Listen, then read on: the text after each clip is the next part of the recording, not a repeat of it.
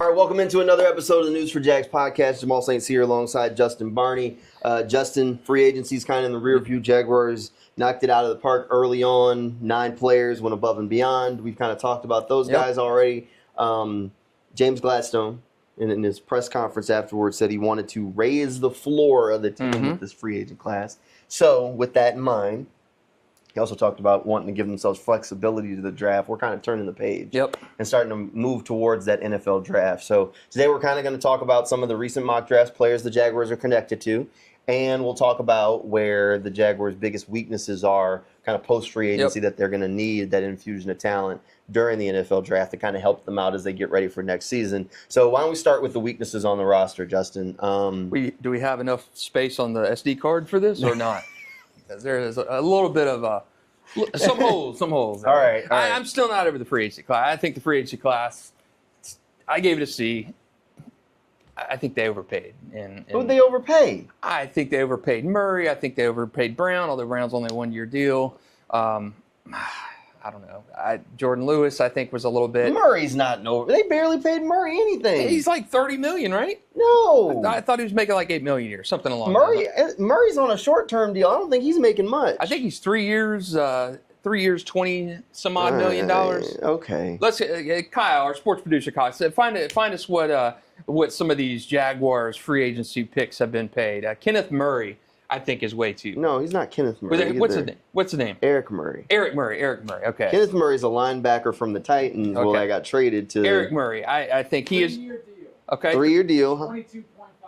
22 mil. So guaranteed. a little over 7 a year on That's average. Not bad. You paid that for Ronald Darby. Man, another bad signing. But in my free agency, he was a Houston Texan. That's right. So hey, good luck to you, Darby. Texans, I don't know. They didn't pay him much. They're paying him like 2.5 for reported Ronald Darby. My issue, and I'll let the free agency class go. I like the Hainsey signing. He may have gotten a little too much too, but I do think they identified the guys they wanted. Yes. And went after them. They said they had 9 guys and got all 9 of them. That was what they went in with. And probably because no one else wanted them, but that's neither here nor there.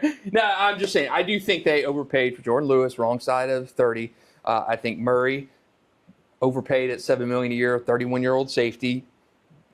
I think Hainsey may have been a little bit of, I don't necessarily reach. They absolutely needed. I'm glad they got him. I think they may have paid him a little bit too much. My issues with free agency are not necessarily the players they got. I think it's more of some of the contracts they gave these guys. They went from the 7th most cap space in the NFL before free agency started to the 10th, and they signed 9 players, Justin. You're not going to convince me that they overpaid when they only slid down 3 spots. It's the salary cap went up. Yes, for once. It did go up. I think they overpaid But when it goes up, that also changes the contracts. I think guys aren't getting the same thing. Like, remember, 1 year, $10 million for Diami Brown was the exact same contract that the Jaguars gave to Evan Ingram just a couple of years ago. But the salary cap has immensely jumped since then. So it's similar, but it's not the exact same. And Evan Ingram was also a cast-off then. Yeah. Kind of a man without a home. The Giants didn't want him. It's similar enough. A Pro Bowl player, though. As a rookie. Had some first-round pedigree. Diami Brown has got like 30 career receptions, 300 yards, 3 touchdowns in 4 years. Come on. Its contract could go up to $12 million. A lot. That's right. It's the thing. The saving grace on that is it's a 1-year deal. So that's not as bad. I think the Jordan Lewis, massive overpay for a guy who's 30 years old. Was playing on a low value contract last year in Dallas. Okay.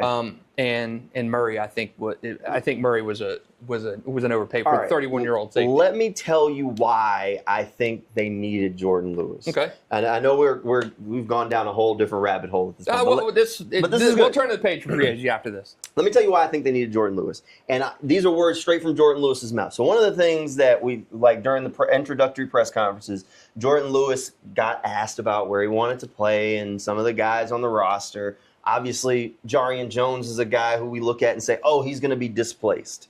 And we talk about whether he can be an outside guy, but we're not going to go into that right now. He said he trains with Jarian. And he said, talking with Jarian said, hey, I don't have a vet.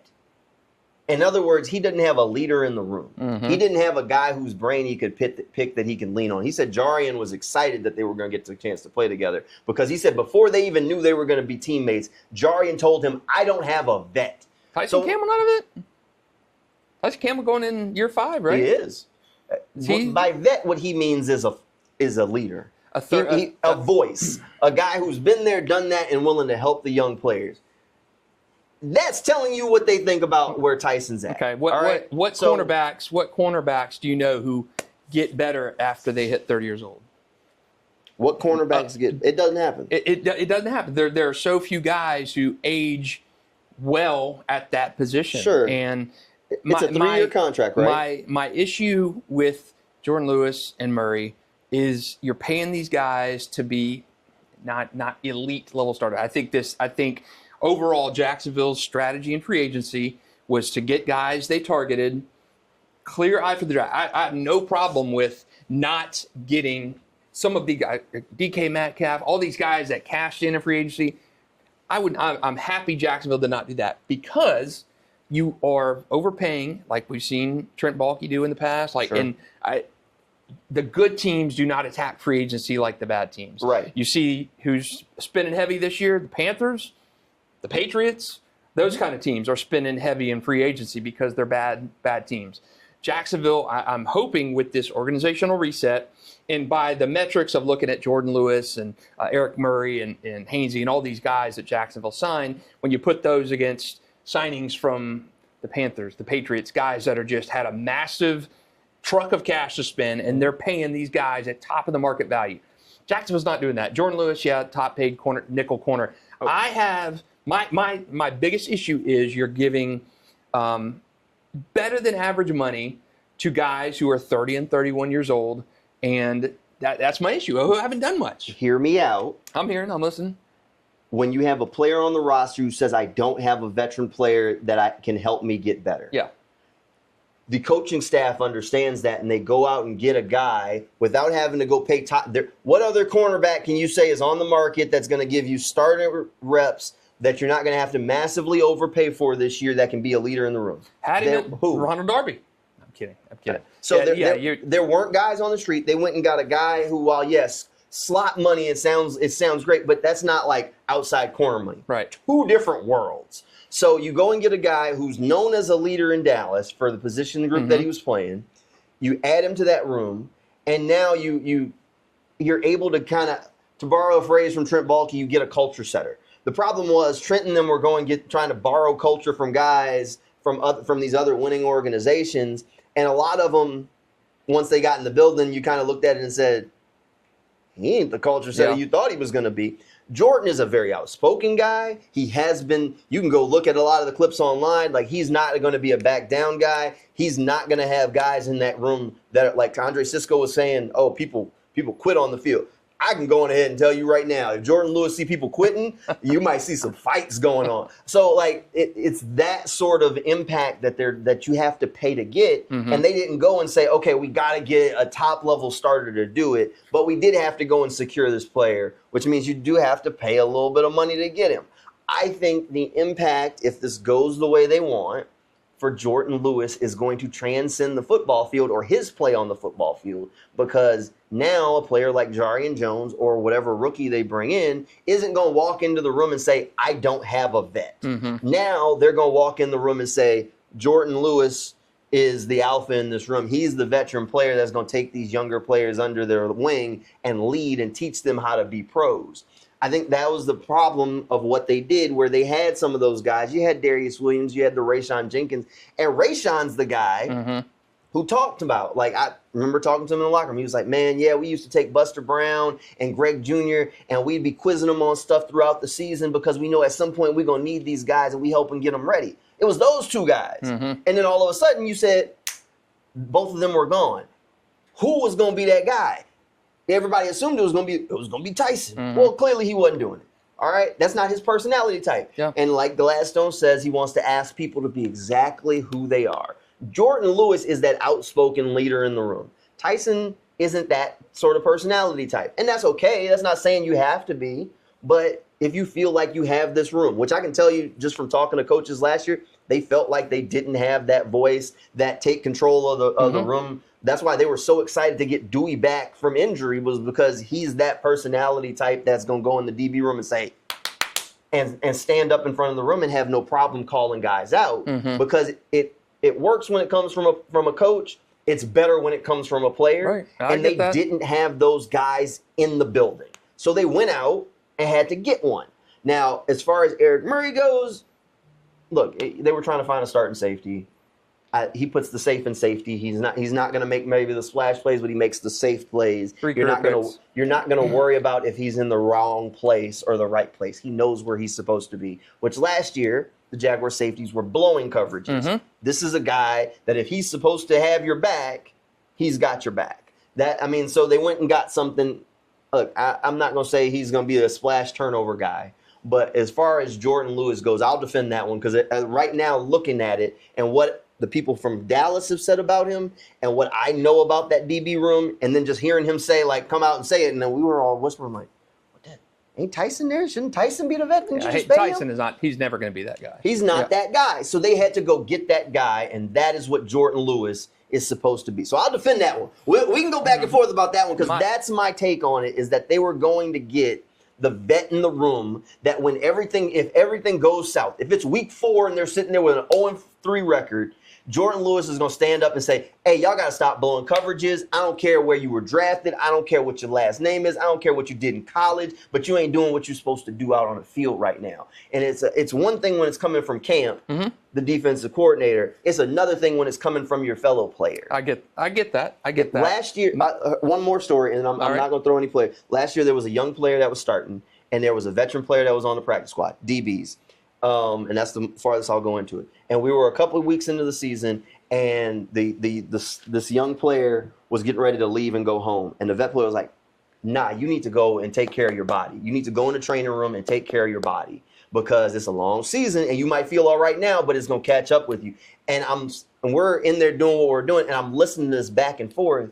And the fact that it's coming, the veteran player is a guy on the practice squad that's telling this young guy, hey, no, go take care of your body, and kind of arguing with him to tell him not to go home. That tells you everything that I'm giving you examples of where there were problems, to where now you're going to have a starting player that's going to have that same exact conversation, and it might even hold a little bit more weight, because now it's not just a guy that, oh, well, I'm hiding him on the depth chart in there, here, out there. Or he don't know what he's talking about. He might have had to do that. Now it's a guy, man, you sitting on the bench behind me. I'm telling you, go take care of your body. Like, these are conversations that's the difference between I can play in January and I feel good, and, oh, it's been a long season and we beat up and broke down. You see what I'm saying? Like, it starts in week 2 of, oh, don't go home, go spend another 40 minutes in the training room. Josh Hines-Allen talks about that, but he in the DB room. They needed that guy in the DB room. I get the argument.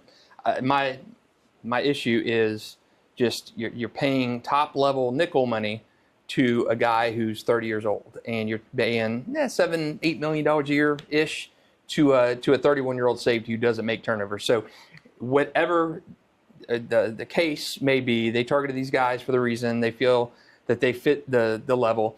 And granted, like I said in the beginning, great teams don't go out and break the bank on free agency. You spot fill here and there. So I like the mentality of what Trent Baalke, to credit, they put a great 2022 free agent class together, helped them win the AFC South.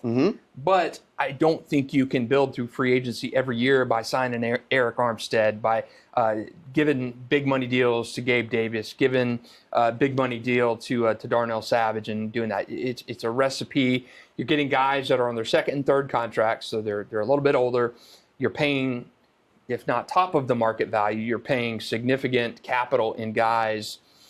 And I do agree with the strategy of, it's been said, raising the floor. We want to raise the floor of the franchise. And some of these signings are value type signings, tight ends. I mean, I think they got more depth at tight ends. So if you're looking at what they did in free agency and said, hey, the tight ends we got here, these guys are going to be bottom of the roster players, but we know what they're capable of.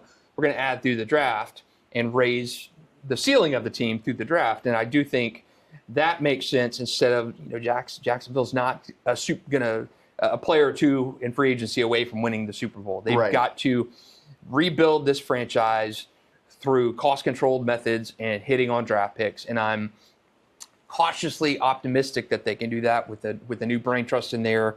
You got Tony Baselli, you got James Gladstone, who's done well in Los Angeles. You have Liam Cohen, who first time as head coach, but has been in that Rams culture, the Tampa Bay culture. So I'm optimistic they can do that. I don't hate the free agency moves on the surface. It's just more granular. Man, you paid top of the NFL market value to a 30-year-old corner. You paid $6, $7, $8 million a year to a 31-year-old safety who has 3 career interceptions. You paid $10 million with a contract that can go up to $12 million for a receiver who's got 3 touchdown catches in 4 years.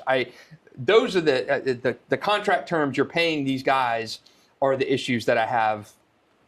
The things that I have issues with more than the philosophy. The philosophy I agree with. You got to build through the draft, and if you're doing these 9 moves to raise the floor at a lot of these positions, did you get better at tight end?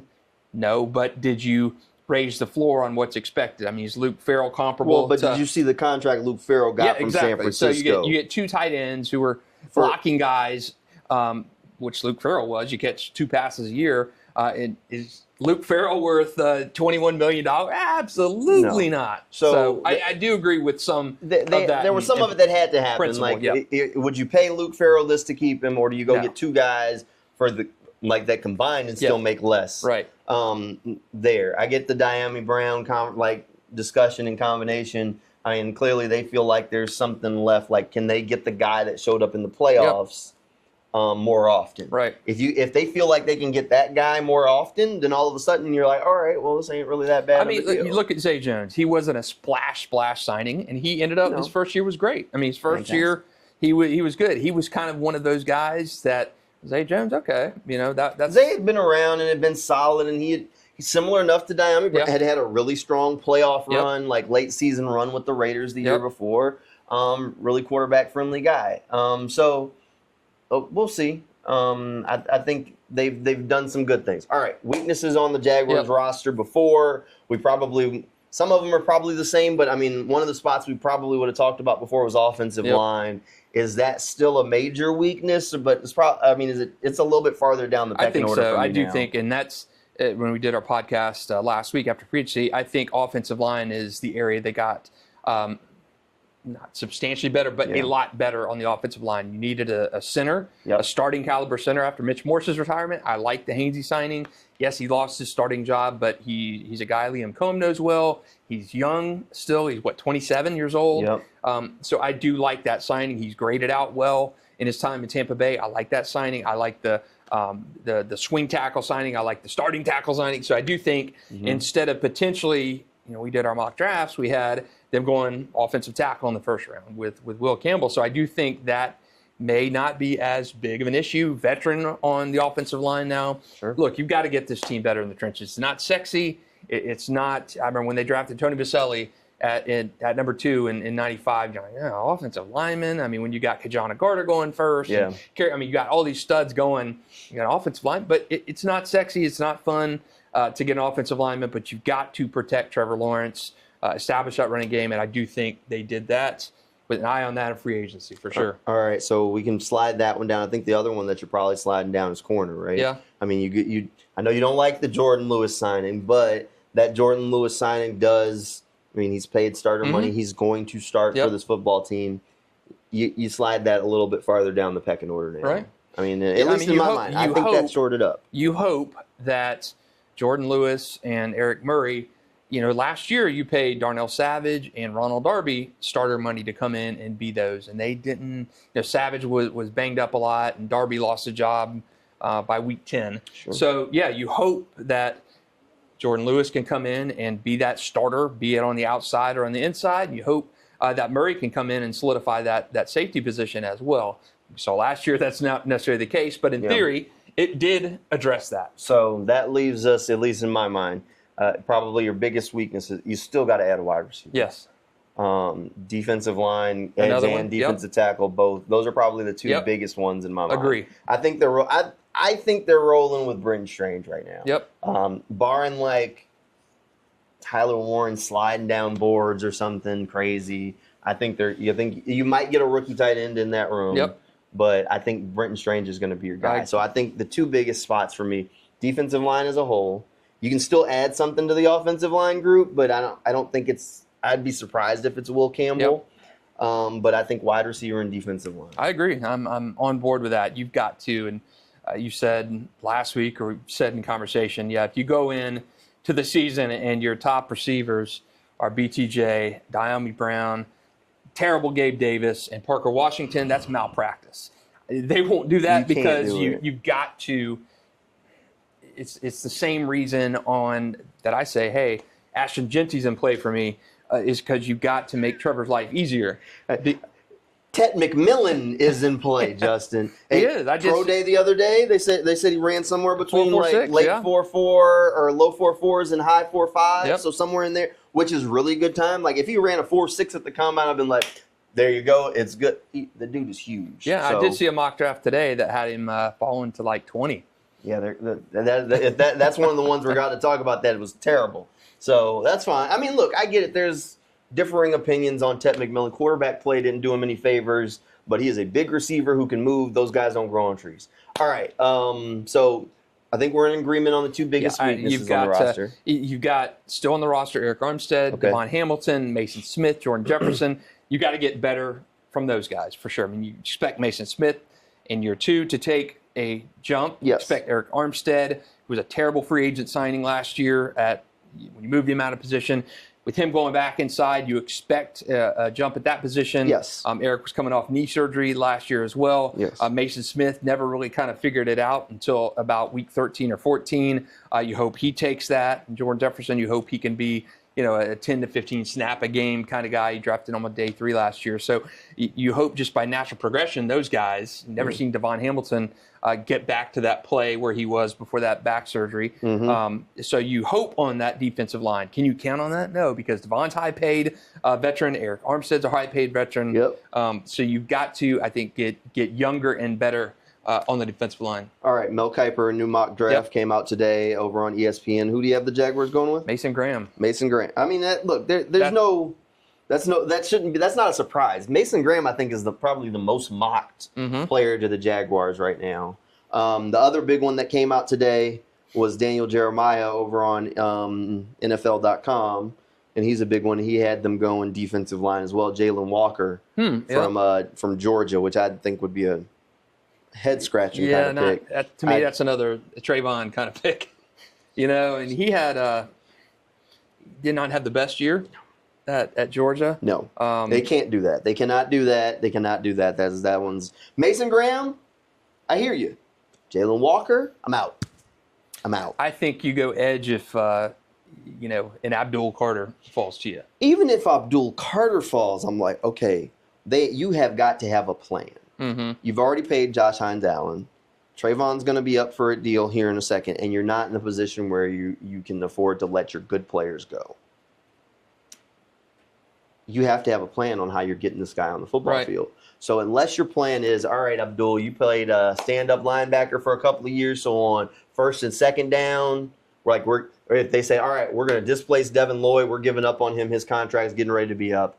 We're going to play you at backer, standing up, off ball for 2 downs, and on third down, we're going to slide Trayvon inside and put Abdul Carter on the outside. Then I'm listening. Now I've got a game plan on where he can play. All right, we're going to be strong against the run. We're going to try and blitz this guy and stop the run, and then put him in a position to pass rush and pass him down. I hear you. All right, we're talking. Because Abdul Carter can do some good things there for you. If that ain't your game plan, and it's just to rotate the 3 guys, no, not at 5. Not at 5 when I think there's a wide receiver that you can go get. I think Tet's going to be sitting on the board, and I think T-Mac represents, like, as we record this, the Bengals just paid T. Higgins and Jamar Chase. Wide receivers get paid big money. You're not getting a good one off the street. You're not getting a good one off the street, so you have to draft those guys. So unless you have, there are a handful of receivers in this draft that I like, but pretty universally, the top receiver is considered to be T-Mac. Mm-hmm. If you have an opportunity to go get that guy and pair him with Brian Thomas Jr., now don't get me wrong, I like T-Mac, but I do have pause. That's why I'm not like full in on the T-Mac or bust train, because I got questions, but some of them are just like my crazy like draft day. People didn't go to his birthday party movie reference questions that might not live in reality, but I don't have the information. The Jags would have the information on some of that kind of stuff.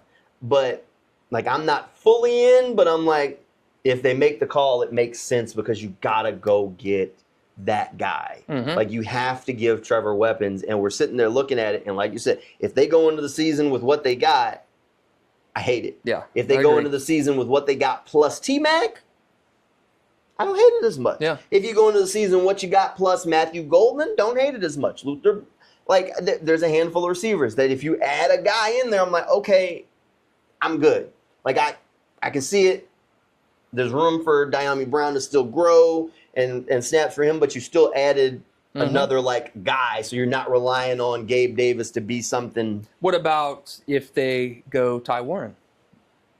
I would be at 5? 5. No, I would be shocked. It's happened before when you've gotten the Kellen Winslow type of. But I don't know if he's that. Yeah, I don't know. I think he's solid. Like he reminds me. Is he Brock Bowers too? No.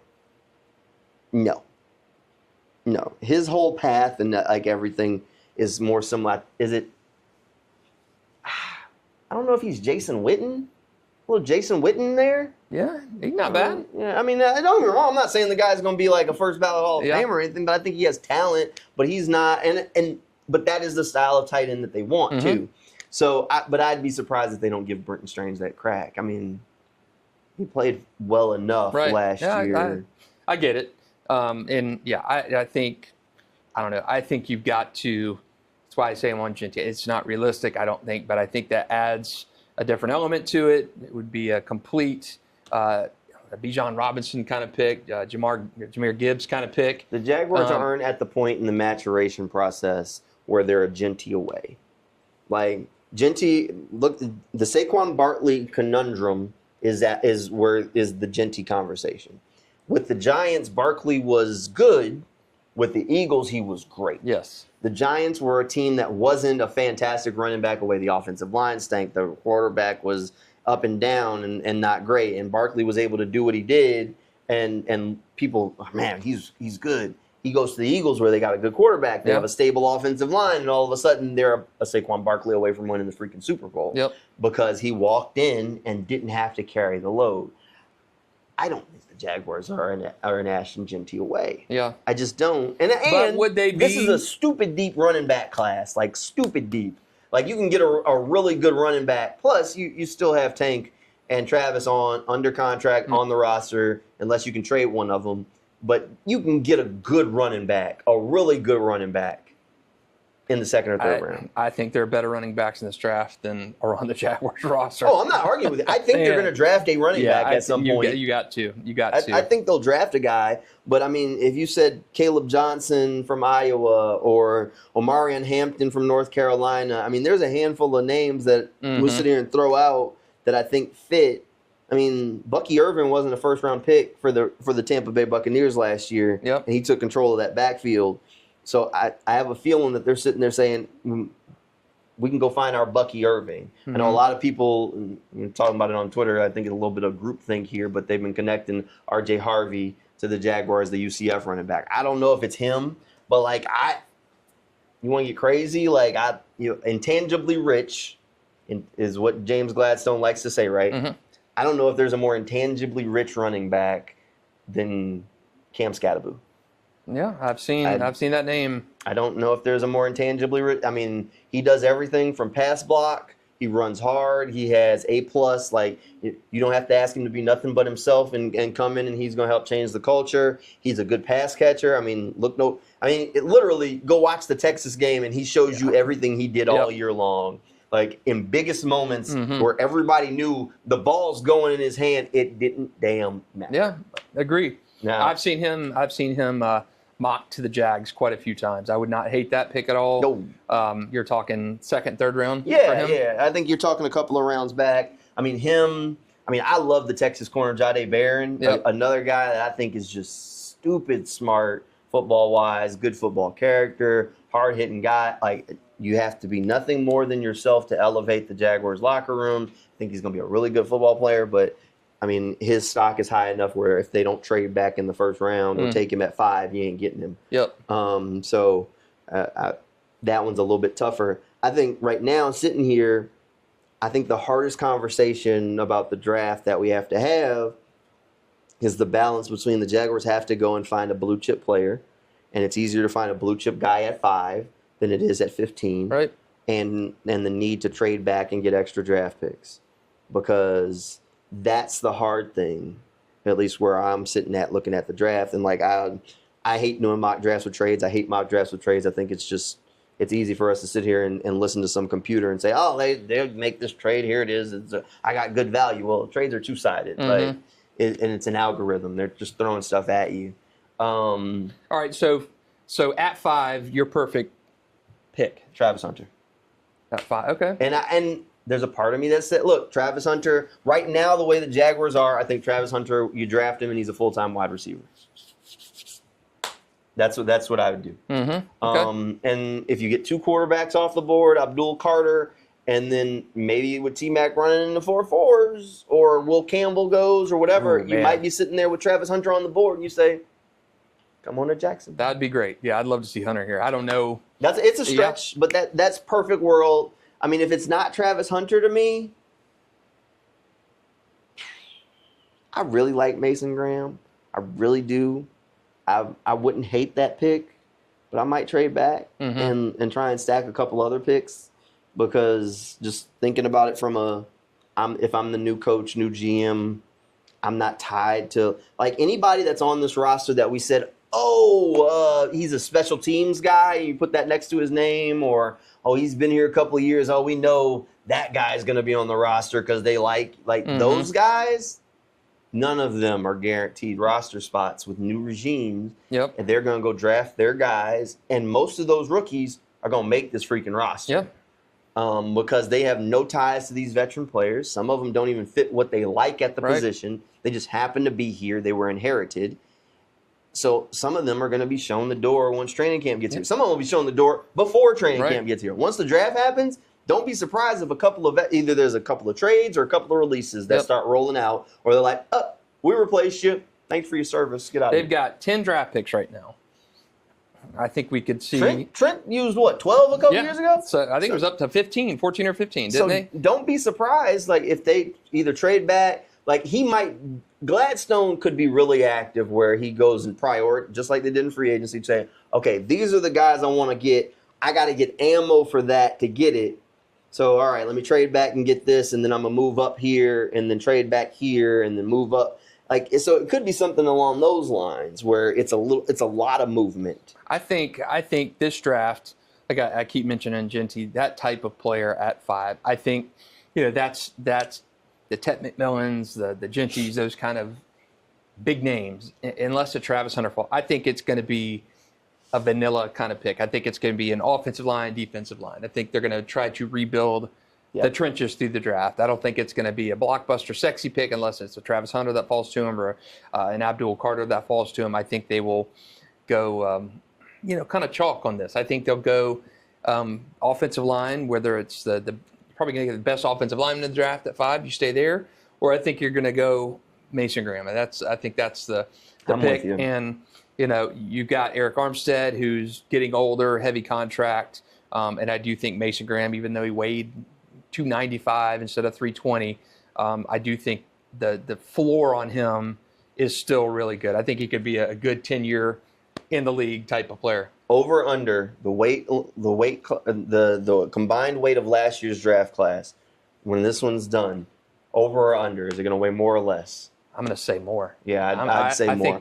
I think they're going to go big. I think it'll be a bunch of big guys. I mean, they know they got to get defensive line. I mean, James Gladstone basically said he didn't add a bunch of defensive linemen because he wants to leave the door open for rookies to be able to play.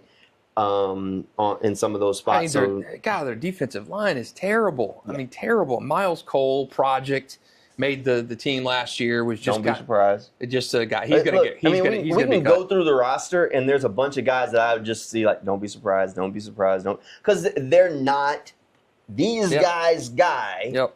And they weren't playing. It's different when you're not their guy and you're playing good football. Yep. When you're a project, you're not their guy. And maybe you don't even fit their vision for the position. Mm-hmm. It's easy to say, don't be surprised. Like all of these guys, like the only ones that Logan Cook's a lot, Cam Little's a lot, like Ross Matisic. You can go through most of the starters and say, okay, they're good. But some of those guys, like we don't even tackle play, like Walker Little and Anton. Yeah, they're married to those guys. Do we really know how they feel about them right now? I don't. I mean, you're married to Walker Little with that new contract. You're not married to Anton. I mean, it's the last year before his fifth-year option has to come into play, and he's been below average every metric imaginable. He's just been kind of a guy. So to me, I don't even think offense. I wouldn't even take offensive line off the board. I think it's probably less likely now after free agency, but I do think I think the Will Campbell issue. I think Kelvin Banks. I saw him fall way down in the Kuiper draft today in the late 20s. So I do think this will be a reinforcements on the less sexy picks in this draft. I think it's going to be the trenches, and I do think it's going to be offensive linemen in this draft.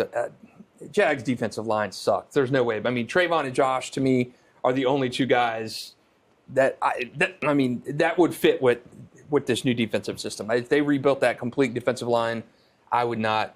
I mean, Mason Smith, the sample size of him was small. I mean, he played 4 good games last year. Yeah. Armstead, I think you're tied to him contract-wise. Mm-hmm. Devon Hamilton has not been more than just a serviceable kind of guy since that back injury. So, I mean, can you get out of that contract this year? Look, I don't know. I think it's going to be interesting. I do think it's tough to get out of that contract. Yeah. You're kind of cemented in that one for at least another year. So, I'm with you. I think it's going to be a trenches draft. There'll be a couple of defensive tackles, probably an edge. I mean, at least 1 or 2 offensive linemen along the way. So, I mean, that's why I think they're going to try and get as many. I mean, right now they have 10. Mm-hmm. If you told me they finished with 12, 13, wouldn't be surprised. Yeah, I agree. I think that. Because at least 5 of them, I mean, at least 6 of them are probably just the line. You haven't added a corner, you haven't added a wide receiver, anything like that. How many starters do you have to come out of this draft with? Let's just say 10 picks, no trades right now. Oh, man. How many starters do you have? If you go into the draft and walk out with a starter past the 3rd round, we got a whole set of problems probably most of the time.